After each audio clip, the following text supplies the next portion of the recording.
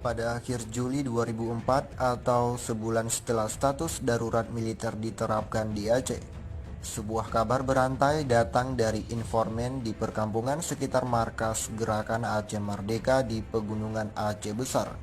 Saat itu Aceh berstatus darurat sipil. Pesan berantai tersebut yang mengabarkan bahwa akan ada penyerangan ke markas dengan pesawat tempur. Mantan juru bicara GAM Aceh Rayek Irwansyah alias Tengku Muksalmina menceritakan kisahnya secara detail kepada Aceh Kini dalam beberapa kesempatan setelah damai hadir di bumi Serami Mekah. Sejatinya itu bukanlah yang pertama. Satu hari setelah darurat militer ditetapkan atau pada 20 Mei 2003, pesawat tempur pernah menjatuhkan beberapa mortir di perbukitan Cerkeung dan di ujung Pancu di Aceh Besar, serta beberapa kawasan di Nisam Aceh Utara. Saat itu mortir ditembakkan, namun kepanikan hanya terjadi sesaat. Kabar penyerangan dengan pesawat tempur di markas secara besar-besaran itu sontak membuat pasukan GAM menyiapkan perlindungan. Tepat 28 Juli 2004 pukul 10 waktu Indonesia Barat, dua pesawat tempur milik TNI Angkatan Udara jenis Bronco OF-10 menderu di atas perbukitan Siron Aceh Besar. Bronco OF-10 adalah pesawat tempur taktis punya julukan Si Kampret yang telah dipensiunkan oleh TNI AU sejak 2007. Sebutan lain untuknya adalah Si Kuda Liar. Irwansyah bersama pasukan didera kepanikan. Mereka tak terlalu berpengalaman menghadapi serangan udara. Yang muncul di benak mereka ialah perang semakin serius, layaknya konflik antar negara. Semua pasukan militer GAM di wilayahnya mencari titik strategis untuk berlindung dari bombardir mortir.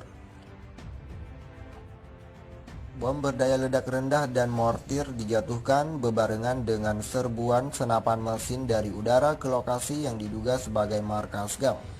Serangan terus terjadi hingga 1 jam lamanya. Saya tak sempat menghitung jumlah yang dijatuhkan karena sibuk melarikan diri bersama babi dan hewan-hewan hutan, kisah Irwansyah. Setelah senyap, pasukan memeriksa kehancuran. Lokasi bom jatuh membentuk lubang-lubang kecil. Itu adalah pengalaman pertama bagi Irwansyah dan beberapa rekannya menghadapi teror udara. Pesawat dengan kecepatan luar biasa itu tak mungkin dihadapi dengan tembakan dari bawah. Otomatis tak ada perlawanan dari GAM di Aceh Besar. Mereka hanya bisa melihat sambil berlindung saat bom jatuh mengguncang seperti gempa kecil. Mereka beruntung tak ada korban yang jatuh saat itu. Warga yang tinggal di pinggiran gunung turut merasakan guncangan.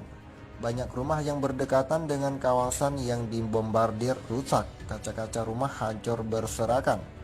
Warga merasakan trauma berat kala itu. Setelah bombardir berhenti, Irwansyah mulai menerapkan ilmu-ilmu gerilya yang didapat. Pasukan ditempatkan di segala penjuru gunung dan hutan, bahkan di kawasan dekat Bandara Angkatan Udara di Blang Bintang, Aceh Besar. Keesokan harinya beberapa media memuat kejadian tersebut.